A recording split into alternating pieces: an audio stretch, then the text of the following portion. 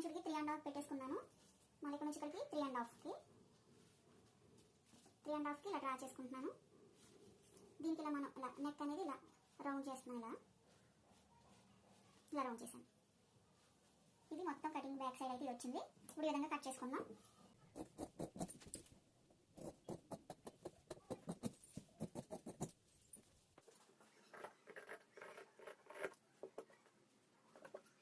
చిట్కా పెట్టేసుకున్నాను.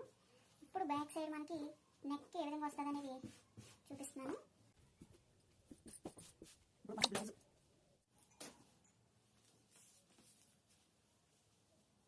ఇక్కడ నుంచి మనకి డీప్ కూడా మనకి 2.5 వరకు పెట్టుకుందాం, ఎక్కువ అవసరం లేదు.